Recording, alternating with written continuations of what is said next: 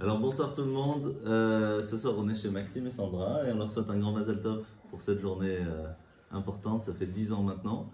Et on va dédier aussi les refouach shlema de Reuven ben Massaouda, Yoel ben Laurence Raya, Yoel ben Laurence Raya, Simcha bat Yehudit, Simcha bat Yehudit, Judith bat Tzipora, Judith bat Tzipora, Myriam bat Sarah, Myriam bat Sarah, Eliyahu ben Baruch, Léo ben Baruch, Naftali Michel ben Rachel, Naftali Michel ben Rachel, Eliyahu ben Rachel, et Nina bat Rivka Bezrat Hashem. Yosef ben David.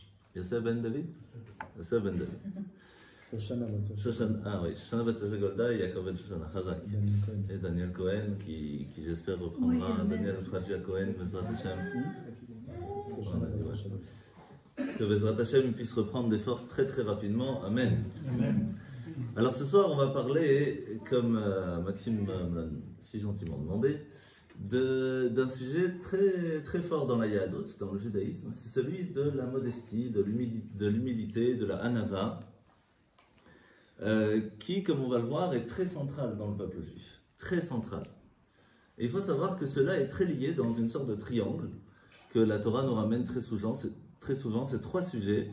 Celui de la Hanava, qu'on vient de dire, l'humilité, la modestie, le Kabbalatol, le joug divin, la Emouna, qui est un petit peu lié, la foi, et qui en même temps va amener un certain bitachon, une confiance en Dieu. On va voir qu'en fait, ces trois ou quatre sujets sont extrêmement liés et qui se font vivre ensemble. Et on va voir ça ensemble pourquoi. Il y a différentes façons de comprendre une chose. La façon minimale, c'est qu'on n'a pas compris vraiment ce que c'est, mais on sait ce que ça n'est pas. Vous connaissez sûrement cette histoire d'un très grand sage qui arrive une fois dans une grande synagogue, une synagogue de gens très très érudits, et on lui demande de parler. Et c'est comme c'est une personne très âgée, il leur dit: je vais vous raconter une petite histoire. C'est une fois une personne qui arrive dans une forêt et il rencontre quelqu'un. Il lui dit: excusez-moi, vous savez comment je peux sortir d'ici? Je suis perdu. Il dit: écoute, moi je ne sais pas comment sortir d'ici, mais je peux te dire que j'ai déjà testé ce chemin, ce chemin et ce chemin, c'est pas par là. Déjà ça, c'est déjà gagné.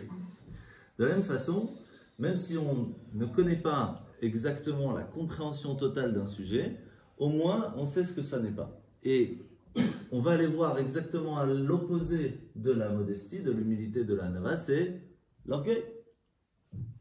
Que peut faire l'orgueil et que peut amener donc de retour la hanava, l'humilité? Tout d'abord, il y a une chose qui est ramenée très très souvent dans la Gemara, dans la Torah, dans les halachot, que lorsque l'on veut aider quelqu'un, la meilleure façon, dans la tzedaka, vous savez qu'il y a différents niveaux, on peut aider quelqu'un à manger, à lui donner un peu d'argent, à l'aider financièrement, moralement, il y a différentes façons. Mais la plus belle façon de faire, c'est quand quelqu'un n'a pas de travail, qu'il est obligé d'être soutenu par les autres, par l'argent de la tzedaka, c'est de lui offrir un travail, de lui trouver un travail. Parce qu'à ce moment-là, qu'est-ce qui va se passer? Il était esclave du soutien permanent des autres. Il devient libéré de cela, et il peut vivre sur ses propres deniers, sur son propre calotte. Et ça, c'est une des plus belles choses qu'on peut faire. Il faut savoir que l'orgueil, qu'est-ce que ça fait? C'est qu'on est toujours en attente du soutien et de l'acceptation de comment les autres vont nous voir. Et à ce point, ça peut devenir tellement grave que on peut devenir esclave du regard des autres. Et donc, aider une personne à sortir de cette façon de vivre tout le temps, de devoir faire les choses pour que les autres nous regardent, ça peut tuer une personne, pas chouette. Et donc réussir à sortir de ça, ça peut tout simplement aider à vivre. Et c'est pour cela que le fait de réussir à ne pas être orgueilleux, c'est le premier pas. Et le fait de réussir à devenir humble et modeste, c'est un deuxième pas qu'on va essayer de voir ensemble ce soir. Alors il y a une fois une personne qui arrive devant une étable, il voit des vaches et il commence à dire à tout le monde, à toutes les vaches, il dit: ouais, moi j'ai une maison, et vous êtes dans l'étable, moi j'ai un toit, vous êtes dehors. Je vois comment ça va, tout va bien, qu'est-ce que tu es orgueilleux devant des animaux, qu'est-ce que on dirait, Sauf que le souci qu'on voit ici dans cette personne, c'est que, salut, bonsoir, pas de souci. le souci qu'on a ici, la personne, c'est quoi? C'est que elle a tellement besoin de ressentir une certaine confiance en soi à travers le mal des autres qu'elle n'arrive pas à être joyeuse par elle-même. Et ça, c'est triste, parce qu'il y a un manque de confiance en soi, qui peut être tellement grave que la personne va toujours vouloir se montrer jusqu'à qu'une personne lui dise « Ah ouais, t'es quelqu'un de bien ». Et à ce moment-là, il le devient. C'est fou. Ou arriver même des fois à faire des choses pas bien pour que les gens le remarquent et lui disent « T'as vu, t'as fait ça, t'as fait ça. Oui, maintenant j'existe ». Et elle n'arrive pas à exister tant que les autres ne lui disent pas qu'elle existe. Et ça, on le voit très souvent même chez les enfants. Quand ils commencent à faire plein de bêtises, c'est pas par orgueil, c'est parce qu'ils ont un manque de vision de leurs parents devant eux. Ils font tout pour que les parents font attention à eux. Et c'est quoi? C'est un manque d'ego. Ils n'ont pas assez confiance en eux de se dire j'existe, même si on ne me parle pas à ce moment précis. On peut, à un certain moment dans notre vie, réussir à savoir qu'on peut exister par soi-même. Va arriver un gros problème. Si on existe par soi-même, alors on peut penser qu'on peut vivre seul par soi-même, sans avoir besoin de personne. Et l'orgueil peut arriver différemment. On n'a pas besoin ni d'un conjoint, ni même de Dieu.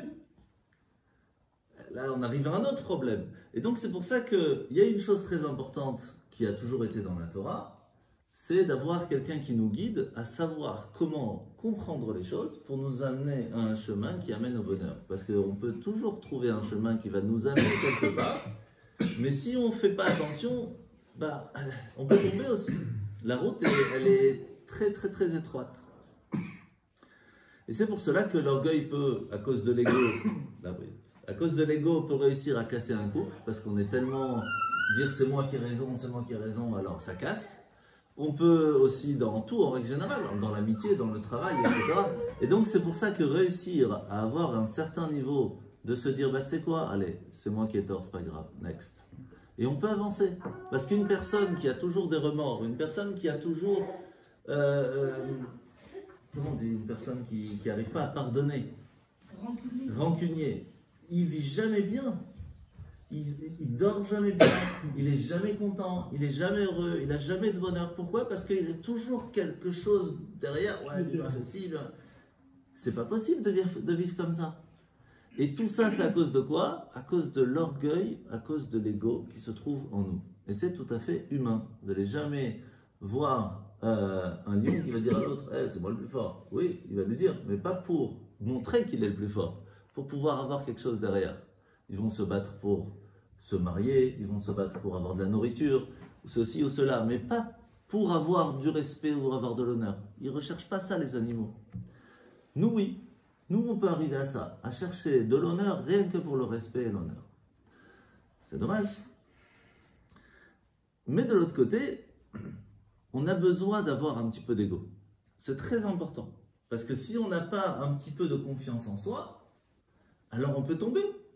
On l'a appris en tout début du Tanya quand on a commencé il y a quoi, à peine un mois, où l'Admour Azaken nous rappelle qu'à peine quand on est, on doit faire une promesse. Cette promesse, c'est on va être des tzadikim, on va tout faire pour être un tzadik, mais au mieux de ne pas être un rachat.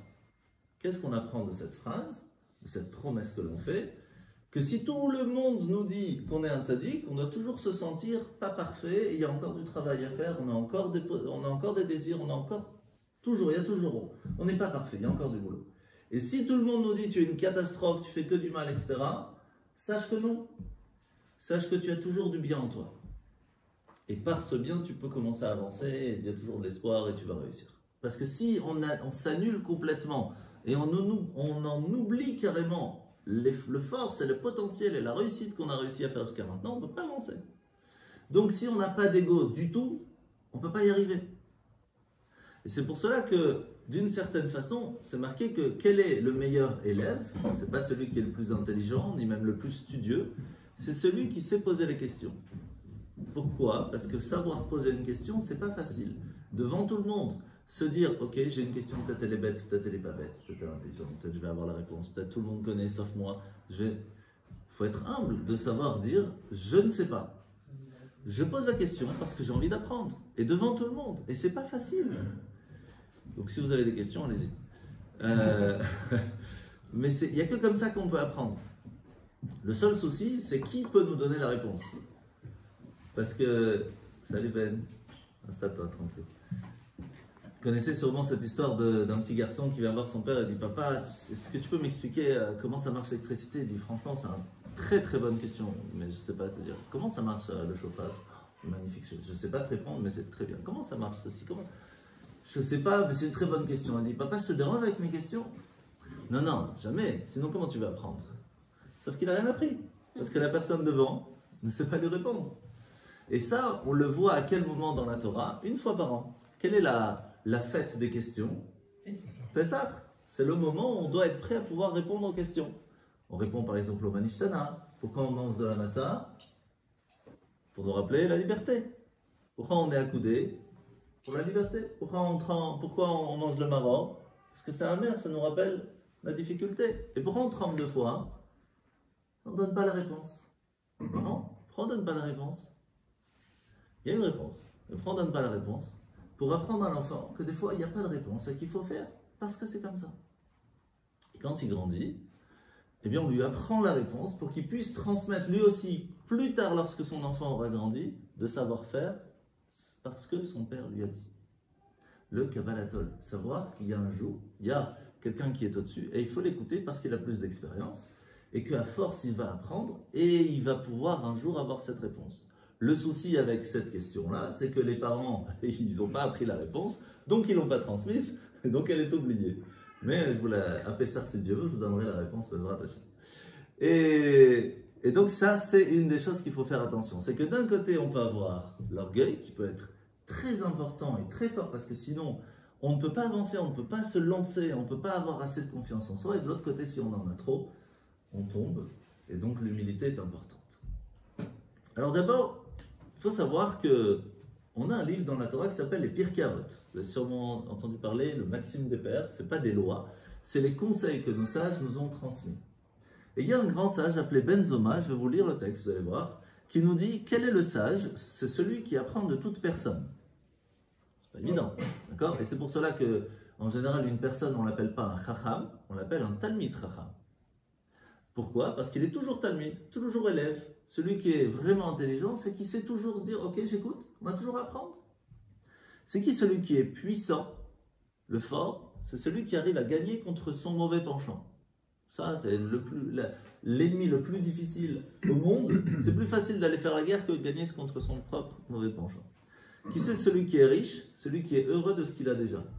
Parce qu'on peut avoir des millions, mais on a toujours envie. À la fin, on se réveille à 80 ans, et puis, Magara, clos. Et puis, en fin de compte, c'est qui est l'objet d'honneur, qui mérite d'être respecté? Celui qui respecte les autres. Vous connaissez sûrement cette autre phrase qui est marquée. Une fois, il y a eu un cours, et le rabbin il a expliqué que c'est marqué dans les Pirkei Avot, celui qui court derrière l'honneur, l'honneur se sauve de lui. Celui qui se sauve de l'honneur, l'honneur le rattrape. Et il y a un jour, après quelques mois, il y a un élève qui vient le voir et dit « Je me sauve de l'honneur, mais il ne me rattrape jamais. » Il dit « Sûrement parce que tu tournes la tête pour voir où il est aussi de temps en temps. » L'histoire, c'est ça. C'est que la modestie, l'humilité, c'est quelque chose qui se travaille. Alors, comment ça fonctionne? D'abord, est-ce que c'est logique? Est-ce qu'il y a une logique derrière l'humilité? Alors, imaginez qu'une personne, elle a fait de super grandes études. Ou même un Bachor Yeshiva qui est devenu vraiment le grand rabbin d'Israël. D'accord? Le top du top. Et donc, il pourrait ressentir de l'orgueil. Il a quand même travaillé, cravaché pour arriver là où il en est. Comment il pourrait être modeste? Comment il pourrait arriver à ressentir de la modestie? Alors, est-ce qu'on a des exemples? Vous savez que une des choses très importantes que nous apprend la Torah, c'est l'histoire de nos ancêtres, ça peut être des tzadikim, d'Avraham, Yitzhak, Yaakov, sont des fois plus importantes que le texte même de la Torah. Pourquoi? Parce que surtout les enfants, et même nous en tant qu'enfants grands, on apprend selon nos exemples. Et c'est pour ça que en 98 par exemple, en 98, quand il y a eu la Coupe du Monde et qu'après à la Yeshiva, tout le monde a regardé la Coupe du Monde, on commençait à dire ouais moi je suis Zidane, moi je suis Ronaldo, etc. Ils nous ont interdit le foot. Pas par rapport au foot même, parce qu'un an après ils nous l'auront redonné, mais le fait d'avoir comme exemple quelqu'un qui n'est pas quelqu'un qu'il faut prendre en exemple. Quelqu'un qui court derrière un ballon, c'est pas vraiment ça qu'on attend de nos enfants. Et c'est pour ça que le fait d'apprendre, de raconter des histoires des tzadikim, c'est ça la question, est-ce que c'est ça qu'on attend de nos enfants? Ou alors est-ce que ce qu'on attend de nos enfants, c'est de lui raconter l'histoire de Rabbi Akiva, comment à 40 ans il prend sur lui, il commence à étudier et il devient le plus grand chef de toutes les générations confondues? Ou Rabbi Elazar Ben Orkenos qui part de chez lui et est prêt à rien manger pendant des mois et des mois pour pouvoir apprendre un peu de Torah?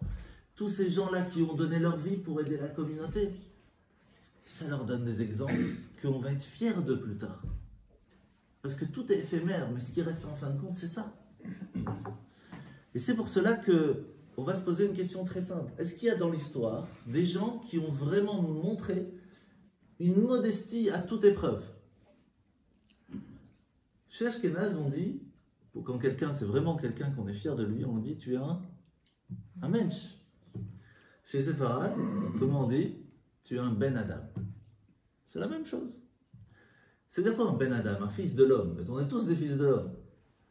Adam, en hébreu, c'est 3 lettres. Aleph, Dalet, Mem. Il a les qualités de Aleph, de Avraham. Qu'est-ce qu'il a fait Avraham? C'est quelqu'un qui donnait à tout le monde sans distinction. Ou comme Dalet, David, qui lui s'est battu pour que le peuple juif ait où s'installer en Israël tranquille. Ou même Moshe, qui s'est sacrifié, qui a dit Hachem, tu m'enlèves de ton livre si tu veux toucher là où je veux d'un juif. De la même façon, on voit que Avraham, David et Moshe vont dire une phrase extraordinaire à Hachem. Extraordinaire. On va commencer avec David. David, il dit Vanoch itolat veloish. Devant toi, Hachem, je suis qu'un ver de terre. Pourtant, David, c'est l'homme le plus aimé d'Hachem. S'imaginez que quand le roi Salomon arrive devant le Beth Amikdash et lui dit ouvre tes portes, César, ouvre-toi, il ne veut pas s'ouvrir. Par le mérite d'Avraham, de Yitzhak, de Yaakov, de Moshe, de Yosef, de Aaron, ça ne s'ouvre pas. Par le mérite de mon père, le roi David, les portes s'ouvrent. Extraordinaire. Pardon. Hachem dit à David, tout ce que tu vas construire, tu as la promesse que jamais ils vont se détruire. Et c'est pour ça que je ne peux pas te laisser construire le Beth Amikdash, parce que c'est prévu déjà qu'il va être détruit. Parce que je vais devoir choisir entre détruire le peuple ou détruire le Beth Amikdash. C'est pour ça que David dit ok. Et donc c'est pour ça qu'il construit le kotel, plus les fondations, c'est pour cela qu'elles sont toujours présentes. Donc imaginez un peu la grandeur de David. Et il dit, mais devant toi Hachem, je suis quoi? Moi je suis un ver de terre. Avraham, il dit Hachem, malgré que je suis le patriarche, le seul parmi tout le monde entier qui a reconnu toi en tant que Dieu, malgré toutes les 10 épreuves que j'ai passées, que personne dans le monde ne va les passer, je ne suis que Afar va faire, je ne suis que de la poussière. Imaginez un peu le niveau d'humilité, c'est énorme. Et Moshe Rabbeinu, qui fait sortir le peuple juif, qui reçoit la Torah, qui est mis ange, qu'est-ce qu'il dit à Hachem? Je suis rien, moi. Même pas de la poussière, rien. Donc on voit que David, quand même, il dit j'existe, mais je ne suis pas grand-chose. Avraham, il dit j'existe, mais c'est même pas appelé de l'existence parce que c'est de la poussière. Et Moshe dit j'existe pas, je ne fais qu'une partie de ton immensité. Et c'est pour cela, quelle est la phrase sur Moshe Rabbeinu qu'on dit? Anav Mikol Adam. C'est l'homme le plus modeste, le plus humble de tous les hommes, à travers toutes les générations. C'est pour ça qu'on dit Mikol Adam, Aleph, Dalet, même de Abraham, même de David, c'est Moshe qui est le plus grand. C'est énorme. Maintenant, on essaie de comprendre c'est qui Moshe, pour vous donner une idée un petit peu de la grandeur de Moshe et comment il pourrait lui, alors qu'il a fait sortir le peuple d'Égypte, il s'est battu contre Pharaon, il a fait des 10 plaies, donc c'est pas un rabbin des bois, hein. Et quand même il était modeste, le plus modeste de tout le monde entier. Comment il a fait ça? Vous savez qu'il y a dans la Kabbale différents niveaux d'études. Il y a une porte qui donne accès à un jardin. Ce jardin s'appelle le Pardès. Vous avez entendu parler déjà? Ce Pardès, en fait, c'est 4 lettres. C'est Pshat, Remesh, Drash, Sod. L'explication simple, allusionnée, expliquée ou secrète de la Torah. Quand on passe cette porte, c'est extrêmement dangereux. Parce qu'on a accès à des connaissances qui ne sont pas accessibles à tous. Il y a seulement 4 grands sages qui ont réussi à passer la porte. Un, il va mourir. Carrément, c'est trop pour lui. Un, il va devenir fou. Un, il va complètement lâcher la Torah. Je veux dire, j'arrive pas. Il lâche tout, pas tout, il lâche tout. On parle ici d'un sage, d'un tzaddik, d'accord, il avait tué son mauvais penchant, c'était trop pour lui. Le seul qui a réussi à en sortir, c'est qui? Rabbi Akiva. Rabbi Akiva, c'est marqué, il est rentré en paix, il est sorti en paix. C'est-à-dire, il est rentré en sachant qu'il ne pourrait pas emmagasiner plus que ce qu'il pourrait. Par son humilité de se dire, je ne suis pas assez grand pour tout prendre, je ne prendrai que ce que je peux, il va ressortir en paix. Maintenant, le maître, c'est qui? Rabbi Eliezer. Rabbi Eliezer ben Orkenos. Donc imaginez, si le maître de Rabbi Akiva, c'est Rabbi Eliezer ben Orkenos, c'était qui Rabbi Eliezer? Comme je vous ai dit tout à l'heure, Rabbi Eliezer ben Orkenos, c'est qui? C'est un homme qui travaillait dans les champs. Et un jour, le lendemain, il dit à son père, papa, demain matin, je vais à la yeshiva de Rabbi Yochanan ben Zakkai, je vais étudier la Torah. Son père, il dit, tu fais ça, je te déshérite. Pas de problème. Il prend un petit baluchon, il n'a pas d'argent, rien. Il va manger des racines de terre pendant des mois pour pouvoir étudier la Torah. Rabbi Yochanan va se rendre compte de ça, parce que son haleine, ça ne devait être pas à quoi fraîche. Et donc, qu'est-ce qu'il fait? Il lui dit, puisque tu as pris sur toi cette odeur pour pouvoir étudier la Torah, que maintenant cette bouche puisse amener un torrent de Torah au monde entier. Il va devenir un des plus grands. Un des plus grands. Maintenant, Rabbi Yochanan ben Zakkai, il avait 80 élèves, 30 de ses élèves pouvaient parler aux anges, aux démons, détruire et créer un monde. D'accord? Pour vous donner un peu le niveau. Maintenant, Rabbi Eliezer ben Orkenos, c'est un des plus petits. Donc imaginez un petit peu le plus grand. Le plus grand, c'est Rabbi Yonatan ben Uziel. Quand quelqu'un il n'arrive pas à trouver à se marier, il va en Israël, il va sur la tombe de Rabbi Yonatan ben Uziel, il demande, c'est bon Mesouda. C'est assez magique, c'est très spécial. Il y a plein d'histoires où un homme et une femme qui se retrouvent là-bas au même moment, qui a laissé une truc, il y a plein. Rabbi Yonatan ben Uziel. Ok? Maintenant, c'est marqué que Rabbi Yonatan ben Uziel, lorsqu'il a voulu expliquer la Torah, il a donné des secrets de la Torah tellement grands qu'il y a eu tout un débat dans le ciel, est-ce qu'il a le droit de le faire? Et il a expliqué aux anges qu'il le faisait seulement pour que le peuple juif puisse aimer, étudier et comprendre et se rapprocher d'Hachem. Lorsqu'ils ont entendu ça, ils lui ont donné la possibilité d'écrire l'explication d'une partie de la Torah. Pas tout. Et il y a une certaine partie qu'il ne l'a pas laissée. Pourquoi? Parce que sinon, il aurait été obligé de donner la date précise où Mashiach va venir. Et ça, on n'a pas le droit de donner. C'est marqué dans Daniel, dans les prophéties de Daniel. Comme c'est marqué là-bas, allez-y, vous pouvez aller étudier avec plaisir, mais c'est marqué en cachet, il n'a pas pu faire l'explication de ça. Et c'est marqué que quand il étudiait, il y avait un feu qui se mettait autour de lui, et que quand les oiseaux passaient au-dessus, ils se brûlaient. Pachout, ils brûlaient. Vous imaginez un peu le niveau? Maintenant, qui était son maître? Hillel HaZaken.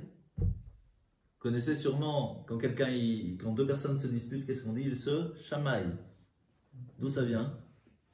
De Shammai, le grand sage. Shammai et Hillel, c'était deux bombes atomiques qui travaillaient, qui ont cravaché toute leur vie pour mettre des lois dans la Torah. Et chacun avait une façon d'être, de transmettre et de fixer les lois. Hillel HaZaken était un homme d'une humilité extraordinaire. Et pourtant, c'est-à-dire que même après toutes les générations, il n'y a pas comme il. Toutes les lois de la Torah, sauf 12 ou 13, sont fixées comme Hillel. Tout ce qu'on fait aujourd'hui, c'est comme Hillel. Vous imaginez un petit peu le niveau où ça va? Un jour, est arrivé deux personnes en train de discuter. Et il dit, tu sais, on va faire un pari. Il dit, c'est quoi le pari? Il dit, je te parie 412, que c'est une grosse somme, hein, plus ou moins 400 000 francs, donc c'est pas euros. que tu peux pas énerver Hillel. Il dit, comment ça, je peux énerver tout le monde, moi? Il dit, vas-y, on parie, allez, vas-y. Vendredi, 2 heures avant Shabbat, le plus grand sage d'Israël, il est chez lui, il fait sa douche pour aller au mikvé. Il tape à la porte, Hillel. Comment tu appelles le plus grand rabbi du monde de toutes les générations confondues? Tu l'appelles même pas par un titre, Hillel. Pas de problème, il sort du mikvé, il met son peignoir. Oui, mon fils, qu'est-ce que tu as besoin? Comment je peux t'aider? Il dit, écoute, j'ai besoin d'une question. Il dit, vas-y, je t'écoute. Pourquoi la tête des Babyloniens elle ressemble à des œufs? Il dit, mon fils, c'est une très bonne question, je vais t'expliquer. Quand les sages-femmes ils tirent le bébé, ils tirent un peu trop fort, ça fait qu'ils sont un peu plus ovales. Ok, merci, Hillel, bye. Il retourne au mikvé, 2 minutes après, il retape. Hillel, est-ce qu'il est là, Hillel? C'est moi, oui, qu'est-ce qu'il y a? Comment je peux t'aider? Pourquoi les Talmudim, ils ont des yeux fins comme ça? Il dit, ah, c'est une très bonne question. En fait, ils vivent à côté du sable et ça leur permet de protéger leurs yeux. Ok. Et encore une fois, toc toc, Hillel. Il dit, pourquoi les gens, certains, ils ont des pieds très grands? Parce qu'ils vivent dans des marécages. Alors, ça permet de pouvoir réussir à survivre. Et comme ça, une fois, 3 fois. Au bout d'un moment, il dit, écoutez, Hillel, j'ai plein de questions. Il dit, écoute, le Shabbat, c'est dans pas longtemps, mais il n'y a aucun souci. Tu rentres, tu t'assois, je te sers un café, et on en discute. Il dit, mais je comprends pas, pourquoi vous n'êtes pas énervé? Il dit, mais pourquoi tu veux que je m'énerve? Un juif, il a besoin de moi, je m'assois, je suis là pour toi. Il dit, mais j'espère qu'il n'y aurait pas beaucoup de gens comme toi en Israël. Il dit, pourquoi tu me dis ça? Il dit, mais parce que tu viens me faire perdre 412. J'ai parié que j'allais réussir à t'énerver. Il dit, bah, il vaut mieux perdre 412 que faire énerver quelqu'un. Et encore moins, il est. Vous imaginez comment une personne qui réussit par un clin d'œil, vous donnez toute la Torah, aller-retour, tout ce que vous voulez, il a l'humilité de s'asseoir et prendre le temps à répondre des questions 1 heure avant Shabbat alors qu'il avait beaucoup d'autres choses à faire. Comment ces gens-là réussissent à avoir une humilité, une modestie si grande? Comment? Maintenant, est-ce que Moshe ne connaissait pas sa grandeur? Bien sûr qu'il connaissait sa grandeur. Il fait sortir le peuple d'Égypte. Il reçoit la Torah. Il parle avec Hachem direct. Direct. Imaginez que quand Myriam vient lui dire pourquoi t'es pas avec Tara, etc. Il dit rien. Il dit rien. Il laisse Hachem répondre. Comment il arrive à une telle grande modestie? En fait, Moshe nous répond et nous dit tout simplement. Il nous dit toutes les qualités que j'ai reçues, tout le potentiel que j'ai reçu, même si j'ai réussi à les faire grandir, à les travailler, à essayer de faire au mieux pour qu'elles puissent aider la communauté, si quelqu'un d'autre aurait reçu les mêmes forces, il aurait sûrement fait mieux que moi. C'est-à-dire, je sais que j'ai réussi à faire plein de choses dans la vie. Je sais que j'ai réussi des choses extraordinaires. Je sais que je suis arrivé à un niveau de grandeur énorme, mi-ange, mi-humain. Mais si quelqu'un avait reçu les mêmes forces, le même potentiel que moi, il aurait sûrement fait mieux que moi.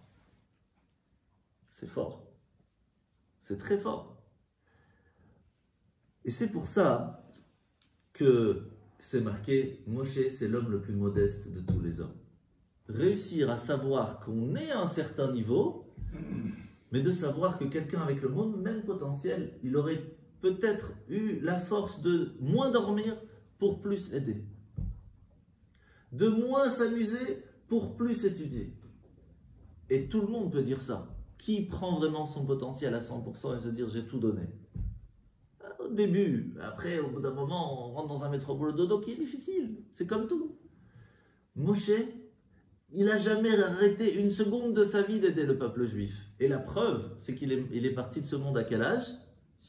120 ans le jour de sa naissance. Ça veut dire qu'il n'y a pas eu une seconde de sa vie qui a été faite pour rien.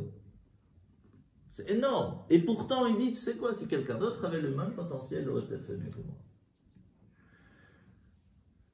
Maintenant, est-ce que la modestie, ça dépasse la logique ou pas alors? D'abord,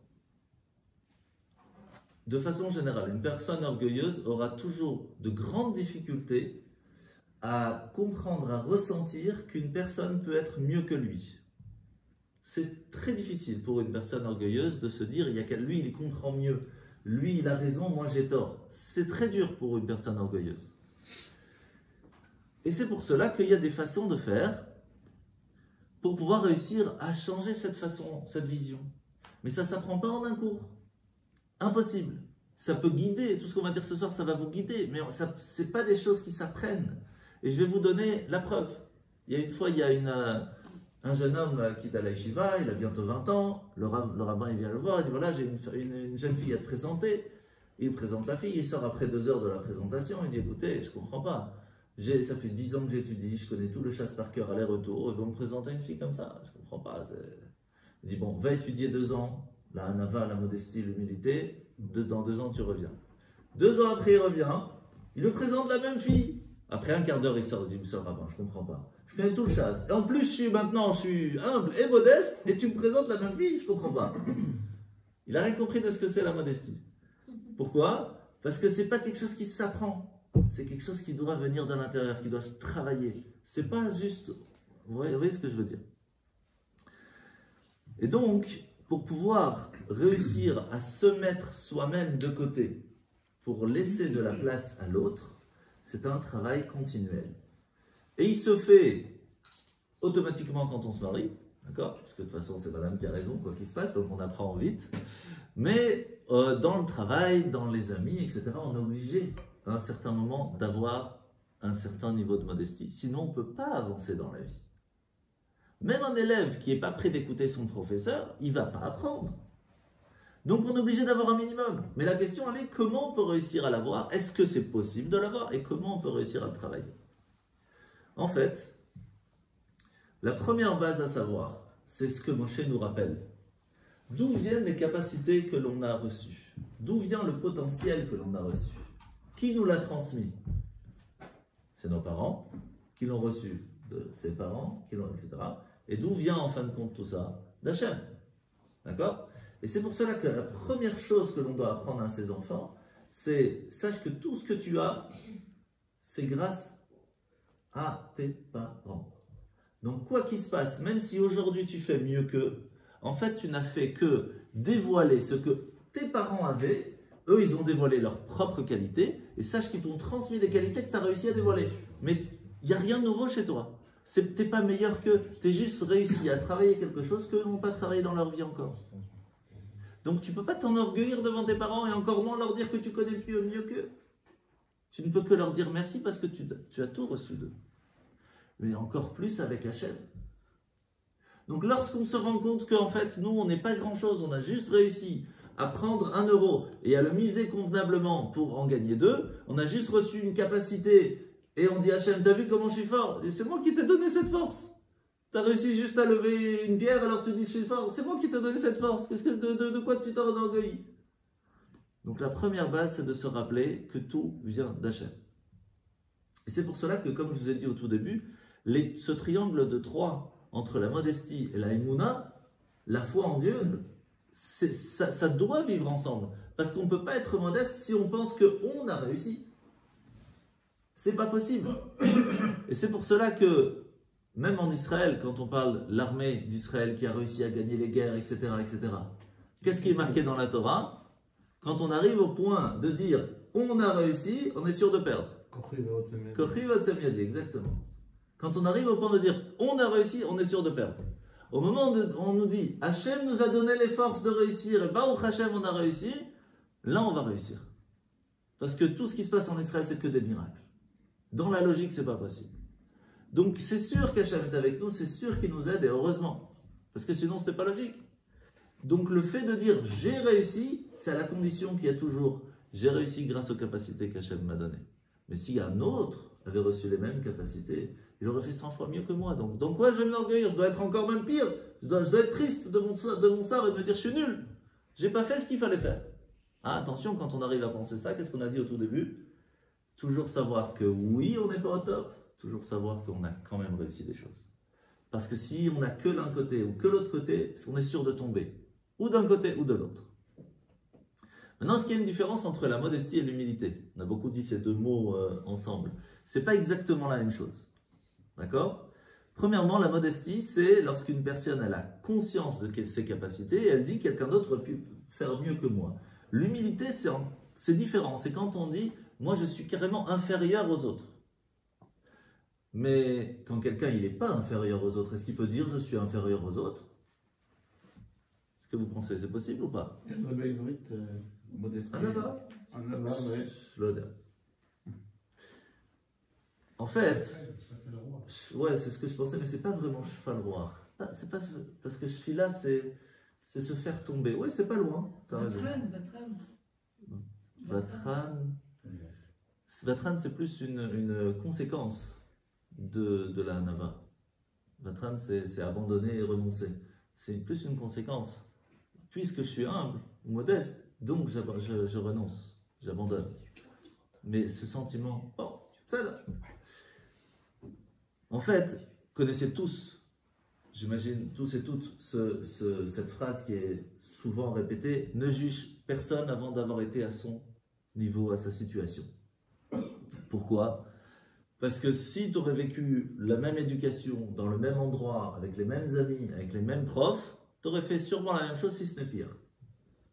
Donc d'abord, mets-toi à son niveau, et après tu pourras dire si oui ou non, il a réussi à se travailler et à prendre la bonne décision. Mais personne ne peut réussir à faire ça, sauf de grands tzadikim. Vous savez, une fois, vous savez que quand les gens sortaient de chez le rabbi, ils rentraient dans le bureau, ils parlaient comme ça quelques secondes, après ils sortaient, le rabbi suait tellement, pourtant il faisait pas chaud. Pourquoi? Parce qu'on l'a su qu'une fois. Pourquoi? Parce qu'un jour, quand quelqu'un est sorti de là, le rabbi a demandé à son secrétaire de le laisser quelques minutes. Alors après, il va voir le rabbi, il dit pourquoi vous m'avez demandé quelques minutes? C'est la première fois, ça fait des années. Vous êtes fatigué, vous voulez un dafalgan, c'est quoi l'idée? Il dit non, chaque fois qu'une personne rentre, je dois me mettre à son niveau pour pouvoir lui répondre. Le comprendre et lui répondre. Mais la personne qui vient de sortir était tellement à niveau bas que j'ai dû galérer pour descendre. Maintenant, il faut que je remonte pour pouvoir reprendre des forces. C'est pas évident de se mettre au niveau de la personne pour pouvoir réussir à le comprendre. Et c'est important de faire ça, sinon on ne peut jamais réussir à avancer et à aider. Donc, puisque c'est comme ça, il faut comprendre que on peut très bien et très facilement être très humble devant tout le monde. Pourquoi? Parce que, qu'est-ce qui est pire? Quelqu'un qui connaît et qui ne fait pas, ou quelqu'un qui ne connaît pas et qui ne fait pas? Celui qui connaît et qui ne fait pas. Ce qui veut dire que si moi je fais une prière tchik-tchak avec une autre personne qui ne connaît pas ce que c'est la traduction de la prière et qui fait quand même sa prière mais tchik-tchak, qui est pire? C'est moi. Donc en fin de compte, le pire de toute la salle, c'est moi. Eh oui. Parce que, est-ce que j'arrive à faire tout bien comme je connais? Non. Il y a le métro, il y a le boulot, il y a le dodo, il y a madame, il y a les enfants, il y a le truc. On n'arrive pas à faire tout ce qu'on n'y arrive pas. Donc, en fin de compte, c'est très facile d'être humble. Parce que si on regarde, plus on connaît, plus on doit faire. Plus on doit faire, on n'y arrive pas. Donc, en fin de compte, c'est qui le pire? C'est le rabbin. Sauf s'il est au top. Mais moi, je dis, je ne suis pas encore au top. On essaye, mais ouais, c'est pas évident. Personne n'est au top. Donc, automatiquement, c'est très facile d'être modeste. Très facile d'être humble. Il faut juste accepter. Ça, c'est moins facile. Mais c'est très facile si on réussit à se mettre dans la place d'un autre. Automatiquement, on se rend compte que les épreuves qu'une personne va passer ne seront pas du tout les mêmes épreuves que l'autre va passer. Ni dans la vie, ni dans la tête, ni dans le cœur. Personne, c'est la même chose. Et autant une personne, tu vas lui dire, ouais, c'est facile ça. Oui, pour toi. Mais pas pour moi. Et toi, tu n'arrives pas à mettre les tefs. Mais pourquoi c'est facile? Tu dois prendre 2 secondes. Ah, moi, je peux pas. Par contre, je mange cachère. Tu n'arrives pas à manger cachère? Ah, c'est facile, c'est pas la fin du monde. Ah non, moi, je peux pas. C'est pas les mêmes épreuves. Et c'est pour ça qu'on ne peut pas juger. Parce qu'on n'a pas les mêmes difficultés. On n'a pas les HM n'a pas les mêmes attentes. Tout simplement. Ce qui fait qu'à partir de là, on peut comprendre comment on peut très facilement être inférieur à tout le monde. Mais attention, comme on a dit au début, on ne peut pas s'arrêter que à la modestie ou que à l'humilité, parce que sinon on va tomber très bas. On a besoin de quoi? De bitachon.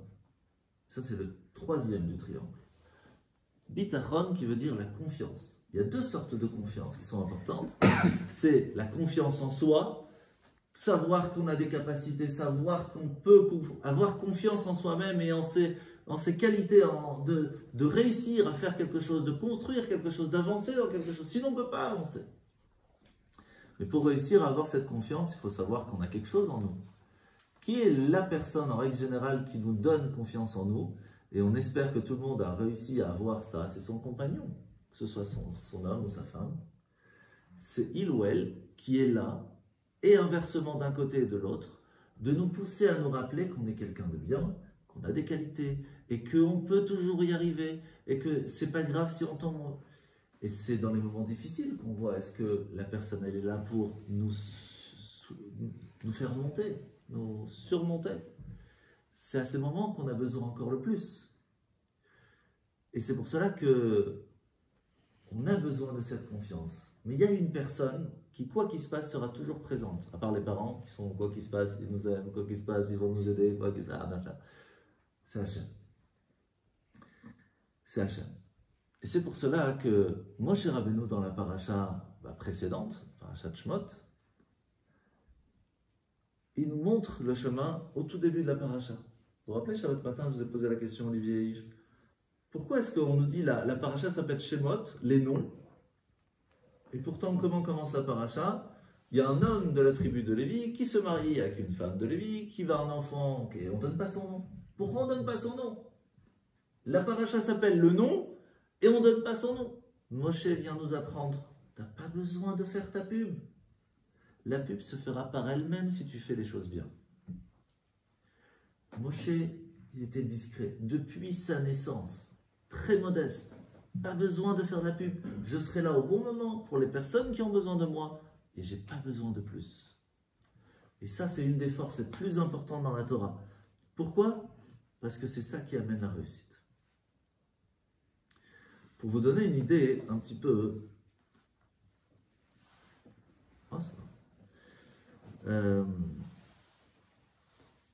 de ce que ça veut dire réussir à se mettre pour les autres, sans attendre rien de retour, vraiment complètement annulé pour les autres. J'imagine que vous avez tous entendu parler de Subota, un juif polonais qui était en Sibérie, et qui a été dans les travaux forcés, etc. Pas très loin de cette histoire, il y avait un jour deux personnes, Rabbi Yochanan de Zvil et un autre juif, plus âgé, qui étaient en Sibérie. Un jour, le général les appelle et leur dit, écoutez, j'ai trouvé une solution pour vous faire sortir de là. Signez ici, je vous amène directement en train, vous pouvez partir. Rabbi Yochanan lui dit, je suis désolé, mais c'est Shabbat. Et quoi qu'il se passe, ça fait 20 ans que je suis en travaux forcés, même pour me sauver la vie, je ne vais pas signer. Et il se tourne vers cette autre personne, cet autre juif, et lui dit, par contre, toi, tu es plus âgé, donc c'est un danger de mort. La Torah nous dit que pour un danger de mort, on a le droit de signer pour le Shabbat. Donc signe. Le général, il voit ça, il ne comprend pas trop ce qui se passe. Et l'autre, il dit à Rabbi Yochanan, mais moi, je ne pars pas sans vous. Je ne pars pas sans vous. On part à deux ou on ne part pas? Alors Rabbi Yochanan, il dit au général, il dit, écoutez, donnez-moi le stylo, je vais signer pour lui. Parce que lui, c'est un danger de mort, j'ai le droit de transgresser Shabbat pour lui, mais pas pour moi, parce que moi, je peux me débrouiller. Vous imaginez jusqu'où ça va? Et là, le général, il pète un câble, il dit, vous savez quoi, on va arranger les choses, je vais signer pour vous deux et vous allez partir. C'est comme ça que les deux vont partir. Ça, c'est ce qu'on appelle être prêt à se sacrifier pour l'autre. Vous imaginez ce que ça veut dire? C'est ça, ce que Moshe nous apprend. Savoir se mettre complètement de côté pour aider quelqu'un. Alors, où arrive ce moment où on peut réussir à réveiller en nous une tellement confiance en Dieu qu'on peut très bien être totalement modeste, totalement humble et réussir à avancer dans la vie sans aucun problème. Sans aucun problème. Qui peut nous montrer le chemin? Qui c'est le plus modeste de toute l'histoire? On a dit c'est Moshe. Moshe va avoir plusieurs épreuves dans sa vie où il va être éprouvé sur sa confiance en Dieu. Et une fois, il va tomber. Vous savez à quel moment? Dans la paracha qu'on vient de passer. Qu'est-ce qu'il est marqué? Que Moshe va tuer un Égyptien. Pas comme dans le prince d'Égypte où il le jette, c'est pas ça. et il va l'enterrer. Le lendemain, il voit deux juifs en train de se battre, Datan et Aviram, et qu'est-ce qui se passe? Il lui dit, mais Moshe leur dit, mais pourquoi vous tapez? Qu'est-ce que c'est Makara? Il dit, quoi, tu veux me tuer comme tu as tué l'Égyptien hier? Il faut savoir que ce monsieur qui était en train de se taper, Moshe l'a sauvé parce que l'Égyptien était en train de le taper lui. Sympathique le monsieur.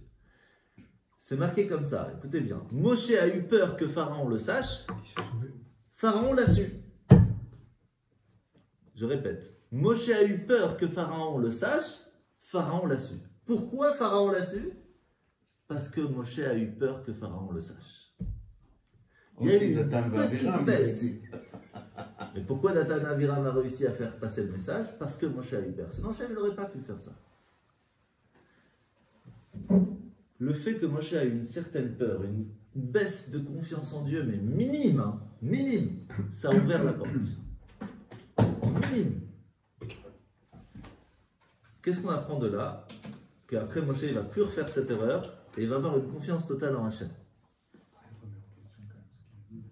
Pardon? Ouais, il ne va pas arrêter. Mais ce n'est pas un manque de confiance, c'est un manque de confiance personnelle. Parce qu'il était tellement humble et tellement modeste qu'on peut arriver à ce qu'on va parler tout de suite, la fausse modestie. C'est quoi la fausse modestie? Il y en a différentes. Une fois, il y a quelqu'un, un grand chassid qui est venu voir le rabbi, il dit, Rabbi, j'ai un gros souci, parce que quand je fais les cours, je ressens un grand orgueil. Waouh, ça c'est moi le rabbi. Il dit, alors je vais arrêter. Et le rabbi lui répond une phrase extraordinaire. Il dit, les gens qui écoutent le cours, ils s'en foutent de ton orgueil. Ils écoutent le cours. Alors continue. À toi de travailler ton orgueil, pas aux gens.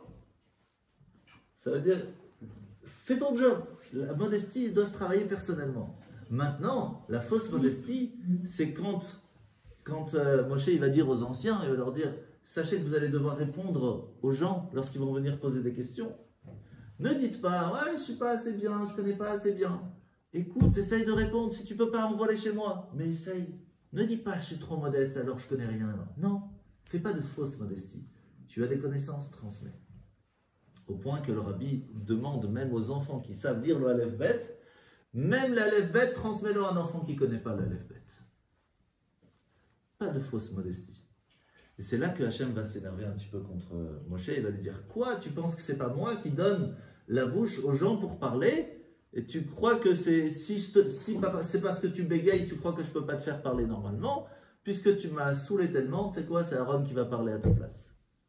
Mais pourquoi il n'a pas fait comme ça Mais il l'a fait. Il l'a fait. À la sortie d'Égypte, il l'a fait. Exactement. À la fin, qu'est-ce qui va se passer? Hachem medaber mitor grodo shel Moshe. C'est-à-dire qu'après, ce n'est pas Moshe qui va parler sans bégayer. Quand Hachem voulait parler de la bouche de Moshe, il ne bégayait pas parce que c'est Hachem qui parlait à travers sa gorge.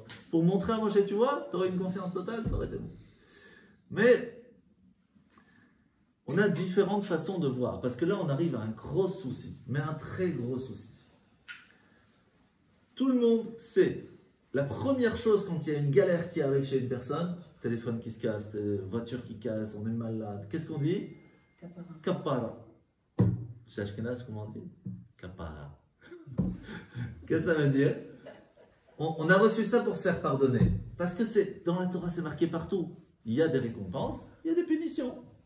Donc automatiquement, s'il y a un truc galère qui vient d'arriver, qu'est-ce qui se passe? Kapara, c'est pour pardonner les fautes qu'on a fait. Et c'est tout à fait normal de dire ça. Tout à fait normal. C'est marqué dans la Chassidoute, c'est marqué dans le Moussar, c'est marqué partout. Alors si c'est comme ça, hein, comment est-ce que Rabbi Akiva peut nous dire tout ce que Hachem fait, c'est pour le bien? C'est dur. Et Rabbi Nachum Ish Gamzu, qui était son ami, lui, qu'est-ce qu'il disait? Gamzu le Tova. Même ça, c'est pour le bien. Combien il y a d'histoires où un jour il va voir César? Vous connaissez l'histoire? Non. Un jour il va voir César, il y a un nouveau César qui vient d'arriver. Rabbi Nachum Ish Gamzu, on l'appelait Ish Gamzu, pourquoi? Parce qu'il disait Gamzu le Tova. Tout est pour le bien. Même ça, c'est pour le bien. Et il va avec Rabbi Akiva avec une sorte de caisse comme ça, une petite boîte avec de l'argent, des pierres précieuses que tout le peuple juif du monde avait mis de côté pour offrir à un nouveau César pour qu'il soit sympathique. Il arrive à Rome, ils vont dormir dans une auberge. Dans l'auberge, il y a quelqu'un qui est l'aubergiste. Il y a l'aubergiste qui est là et il prend l'argent et il met à la place du sable. Ils arrivent devant César, César il ouvre le sable, il dit quoi? Les Juifs m'offrent du sable? Mettez-les à mort, direct. Qu'est-ce qu'il dit Rabbi Nachum? Gamzou le Tova. Si Hachem il a voulu qu'il voit le sable, c'est Hachem il a voulu. Makara. Il y a Eliyahu Hanavi qui vient direct, il se déguise en ministre, et dit César, peut-être que c'est un sable magique qu'Abraham avait utilisé lorsqu'il s'était battu contre les 5 rois. Essaye, qui ne tente rien à rien.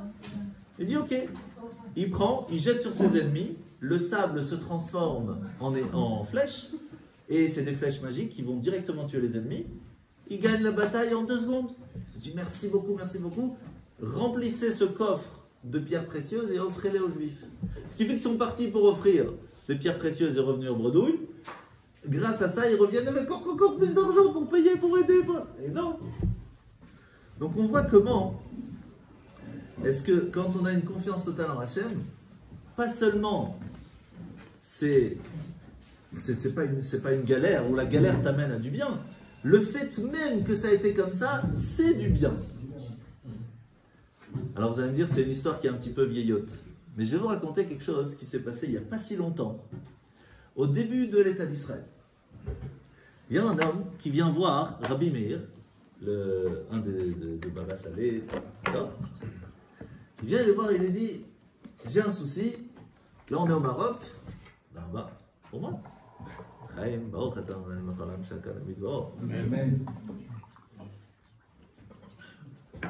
Il vient le voir, il dit écoute, là on est au Maroc et j'ai un souci pour la parnassa, ça marche pas. J'arrive pas à gagner mon argent. Alors je vais faire mon alia. Alors il le regarde et lui dit je comprends pas. Tu as confiance que Hachem va donner une parnassa là-bas, mais pas ici. C'est-à-dire, si tu as confiance en Dieu qui te donne là-bas, il va te donner ici. C'est un bagara. Il dit non, déjà je veux faire mon aliyah, en même temps Hachem va me donner la parnassa. Mais j'ai un souci. Il dit quel est le souci? Je ne sais pas lire.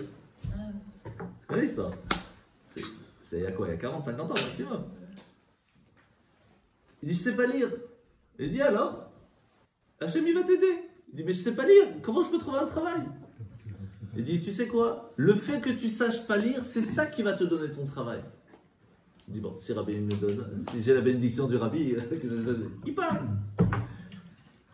Il fait des entretiens d'embauche, il arrive une fois dans une salle truc, et qu'est-ce qui se passe? Il voit que les gens passent comme ça des entretiens, hein, c'est le dernier, on l'appelle, il lui dit, monsieur, vous êtes embauché. Il dit, je comprends pas, on m'a pas parlé, on m'a rien demandé. Il dit si, on a tout vu. Il dit comment ça on a tout vu? On a vu que vous avez pris le livre des magazines qui sont sur là pour attendre, vous l'avez pris à l'envers. Donc vous ne savez pas lire. Il dit oui, mais je ne voulais pas vous le dire. Il dit mais ça on l'a vu. Il dit c'est pour ça qu'on vous embauche. C'est quoi l'idée? Il dit ici, notre travail c'est de détruire les dossiers confidentiels, tout ce qui est Mossad, etc. Et on ne veut pas que la personne qui va les détruire sache lire. Donc on vous embauche. C'est là la force que Hachem il nous dit. Tout ce qui se passe, c'est pour le bien. On ne comprend pas toujours. Mais tout ce qui se passe, c'est pour le bien. Quand on a réussi à avoir un bitachon, une confiance en Dieu, que tout ce que Hachem il fait, c'est pour le bien, il n'y a plus de stress. Il n'y a plus aucun stress. Donc, automatiquement, on est joyeux. Automatiquement, on ne peut y avoir que du bien dans notre vie. On est joyeux. Si on est joyeux, la joie amène à que tout fonctionne dans la vie de façon générale. Si on réussit à être joyeux, on n'est pas jaloux. Pourquoi? Parce que si Hachem m'a donné tout ce que j'ai aujourd'hui, c'est qu'il y a une raison. Et si je n'ai pas ce que l'autre a, c'est parce que je ne dois pas l'avoir. Parce que sinon il me l'aurait donné. Donc je ne dois pas être jaloux de l'autre, puisque lui il a reçu tout ce qu'il a besoin pour faire sa mission sur terre. L'autre il a reçu exactement ce qu'il a besoin pour faire sa mission sur terre. Ni plus, ni moins. Donc je suis joyeux pour moi, heureux pour lui, et tout va bien. Si je ne suis pas jaloux de l'autre, je ne peux pas sortir de l'orgueil, parce que lui, il a des choses que moi, j'ai pas, et moi, j'ai des choses qu'il a que lui n'a pas. Donc, je n'ai pas besoin de sortir ni ego, ni orgueil. Donc, je suis tout à fait modeste, je suis prêt à apprendre de l'autre, à écouter, à échanger. Et donc, en fait, ce Emouna, Bitachon et Anava, foi en Dieu, confiance en Dieu, et modestie, humilité, non d'orgueil, nous permet de trouver le bonheur de façon la plus simple possible. C'est pour ça qu'on va finir.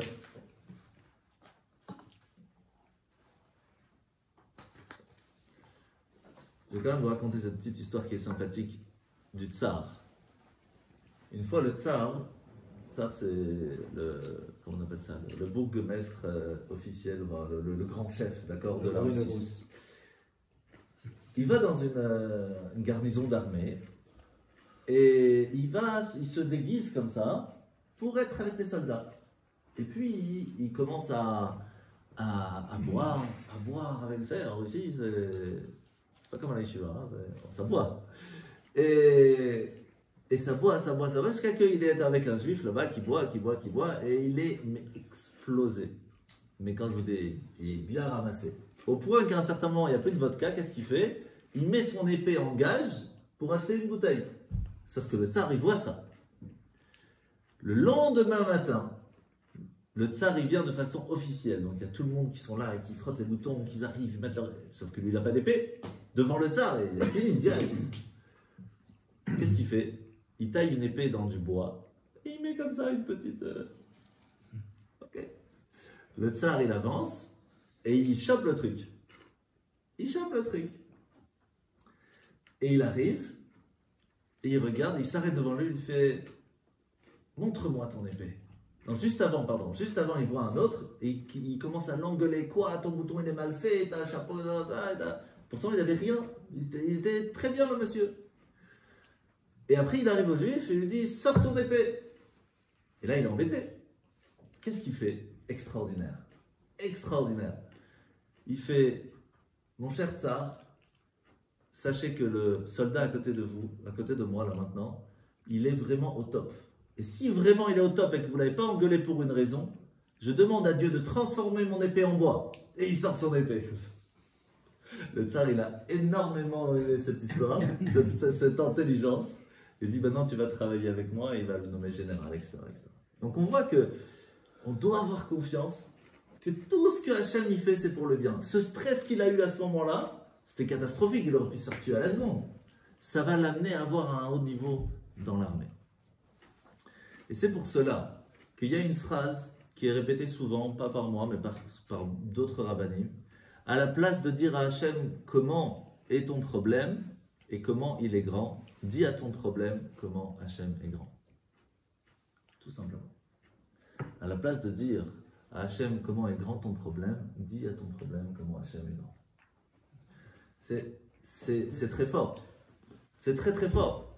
Mais pour ça, il faut avoir un bitachon, il faut avoir une confiance en Hachem, de savoir qu'il n'y a rien à faire, Hachem, il sera toujours là pour toi, quoi qu'il se passe. Comment on peut ressentir ça? Une histoire très simple. Un bébé se trouve en train de pleurer. Sa maman le prend dans les bras. Il se calme, Makara. On ne lui a pas fait un compte-rendu que tout va bien aller. Hein. Pourquoi il arrête de pleurer? Il est dans les bras. Il n'a rien besoin de savoir de plus. Il sait que sa maman est là. Quoi qu'il peut se passer autour, il est tranquille. Sauf que la maman, elle est en plein désert, elle n'a rien à manger. Dans 2 heures, c'est fini. Le bébé, il ne pleure pas. Pourquoi il ne pleure pas? Parce que ce n'est pas son problème. C'est le problème de sa maman. À un certain moment, quand on se rend compte qu'il y a des soucis qu'on n'arrive pas à gérer. Hachem, je suis dans tes bras, qu'est-ce que je me prends la tête? Débrouille-toi! Pendant 2 heures, il a quand même pleuré. Oui, mais parce qu'il avait faim.